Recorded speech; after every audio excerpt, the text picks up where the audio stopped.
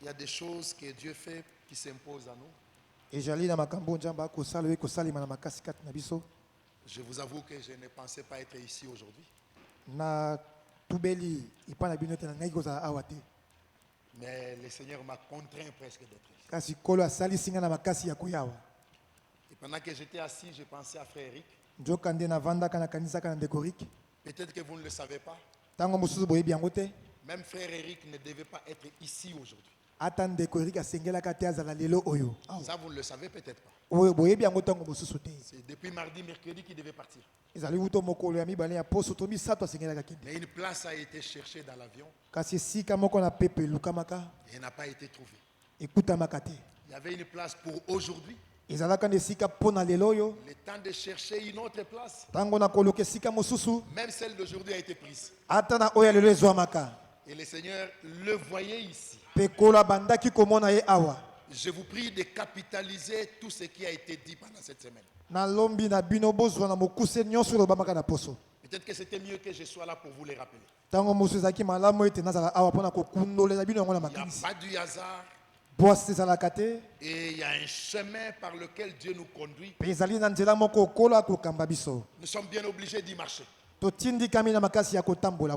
Et l'issue de cela, c'est la gloire. Cette affaire de la sacrificature me rappelle ceci quand mon frère Ben parlait. Dans l'ancienne alliance, il y avait un problème. Le sacrificateur était imparfait. L'agneau du sacrifice était imparfait. L'adorateur était imparfait. Comment voulez-vous que de la combinaison des imparfaits, que la perfection en découle? C'est impossible. Alors Dieu a été obligé de faire une autre alliance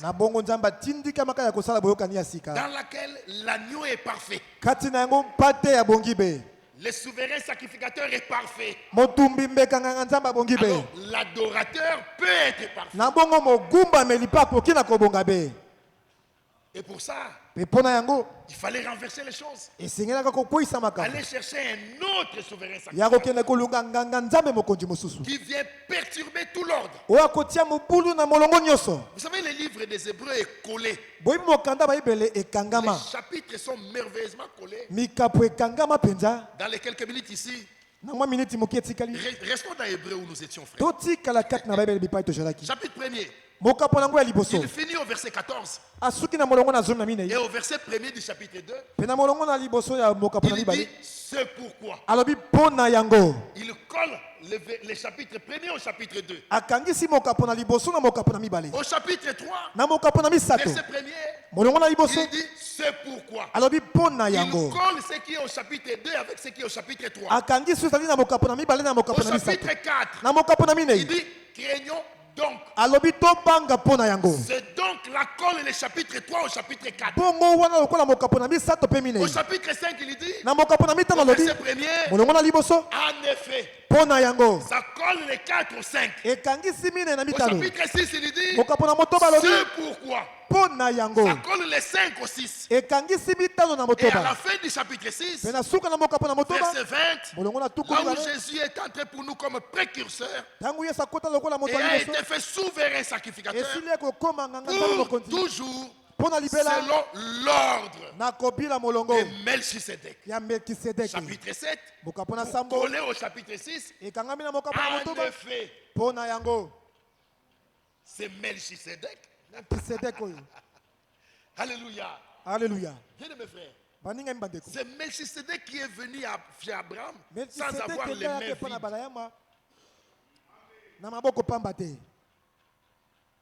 Imaginez-vous que Dieu avait dit à Abraham au chapitre 13 de Genèse, tout ce territoire que je te donne, que tu vois, du nord au midi, de l'Occident à l'Orient, je te les donne à toi et à ta postérité. Cela veut dire Et tout ce qui était sur le territoire, Abraham avait le droit de les revendiquer. Tu ne peux pas m'offrir une concession agricole et garder les arbres. Non, si tu me les donnes, tu me donnes tout. Donc même les hommes qui étaient sur ce territoire, Abraham pouvait les revendiquer. Alors quand on vient vaincre l'autre et les autres, on les apporte, on les enlève. Abraham est parti avec des travailleurs, pas des guerriers, pour aller récupérer tout ce monde. Et dit la Bible, Abraham ramena les hommes, les femmes, les biens, l'autre son frère, et toutes les richesses qu'il a eues. Et c'est au retour qu'il croise Melchisedec, sacrificateur du Dieu très haut. Et à ce sujet, frère, l'Écriture dit pour gagner le temps, celui de qui notre frère Ben vient de parler, il est évident qu'il est issu d'une tribu pour laquelle Moïse n'a rien dit sur les services de l'autel.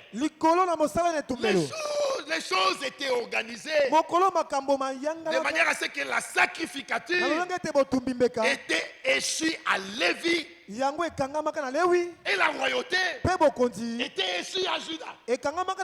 Donc aucun fils de Lévi ne peut être roi. Et aucun fils de Juda peut être sacrificateur. Alléluia. Mais celui-là qui vient, il vient perturber tout. Comprenez-moi. Il vient conformément à la prophétie qui avait été donnée dans Zacharie. Voici un homme dont le nom sera Germe. Il s'assiera sur son trône. Donc c'est un roi. Un sacrificateur n'a pas de trône. Mais l'Écriture dit qu'il sera sacrificateur sur son trône. Donc il sera roi et sacrificateur. Maintenant, quand on l'établit là, il fallait avoir un ordre de référence. L'ordre d'Aaron, ça ne marchera pas. Puisqu'Aaron était sacrificateur, mais il n'était pas roi. Le coller à David, ça ne marcherait pas totalement.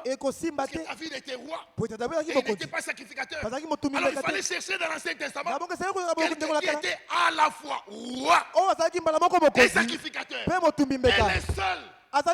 le seul qu'on a trouvé, c'est Melchisedec. Roi de Salem, et sacrificateur du Très-Haut. Melchisedec, roi de Salem, sacrificateur du Très-Haut. C'était le Très-Haut lui-même.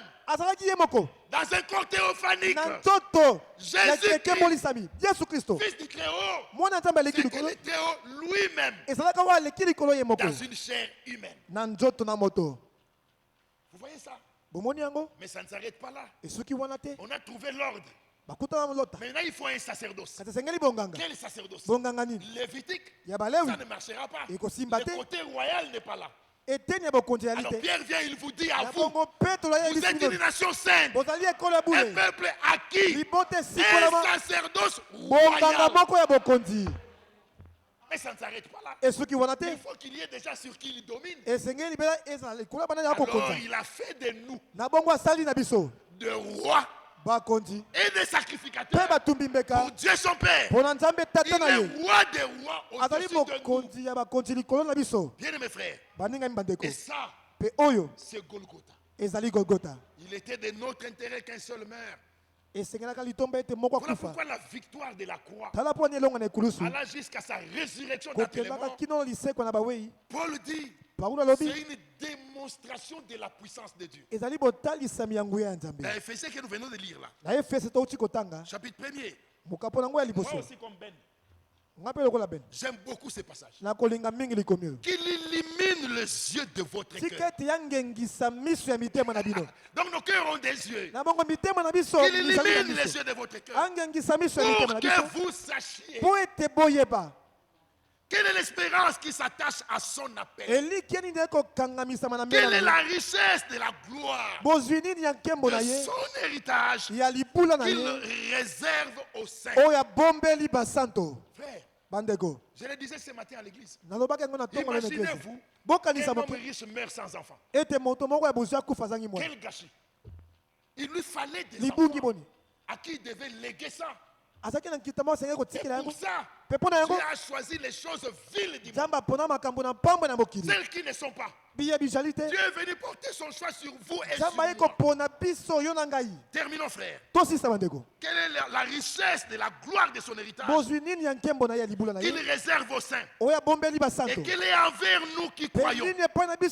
L'infinie grandeur de sa puissance se manifestant avec efficacité par la vertu de sa force. Je dis amen à cela. Que des mots forts.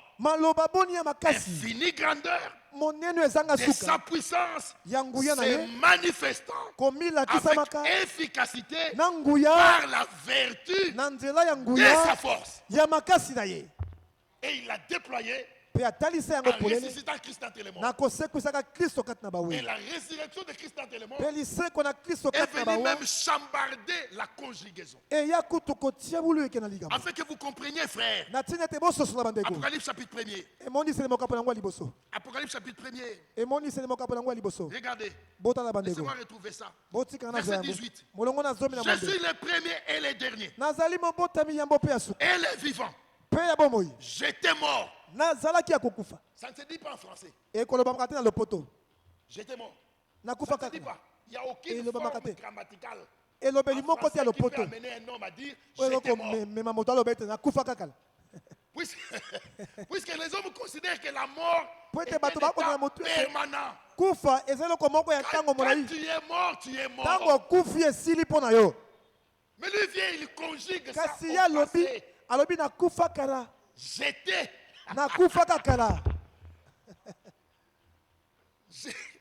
Fais bien parler des détails. J'étais mort. Alléluia. J'étais mort. Et voici, je suis vivant. Au siècle des siècles, je tiens les clés de la mort et du séjour des morts. Frère, ne doutez pas de sa puissance. L'église vit en dessous de son niveau. C'est-à-dire que l'église n'arrive pas encore à administrer toute cette puissance qui est à sa disposition.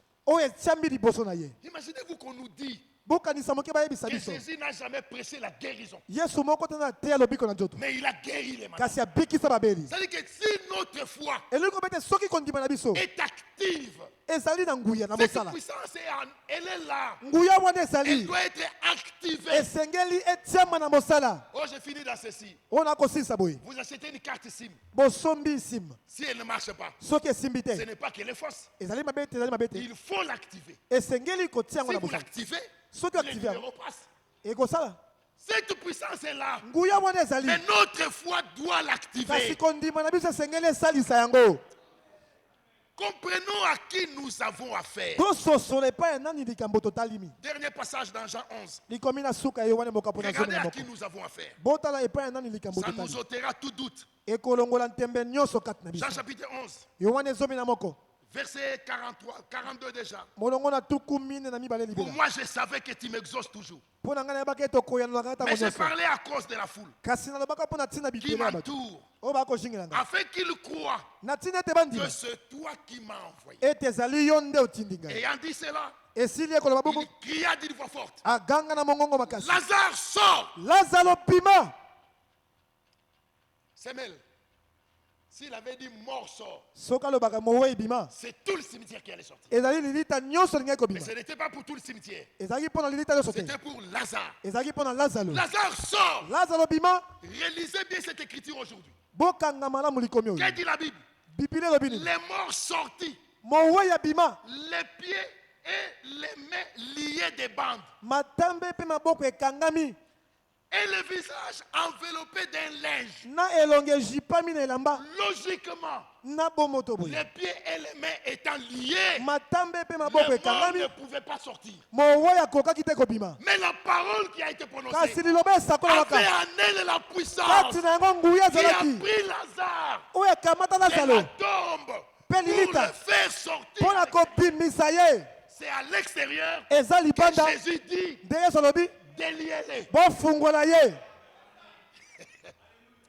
et laissez-les aller. Et vous allez douter d'un Dieu comme ça. Que Dieu vous bénisse. Vraiment que Dieu vous bénisse. Tous mes vœux les meilleurs pour cette nouvelle année. Que la grâce de Dieu soit avec nous. Au nom de Jésus-Christ. Amen. Amen.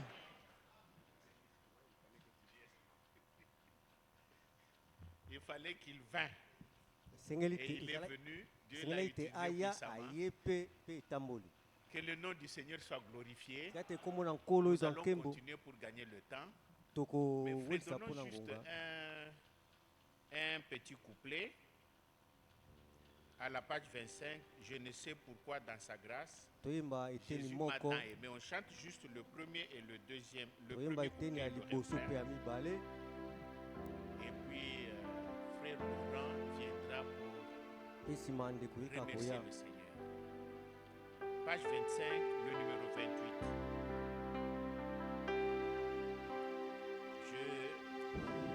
Je n'ai ce pourquoi dans sa grâce, Jésus m'a tant aimé. Pourquoi par son salut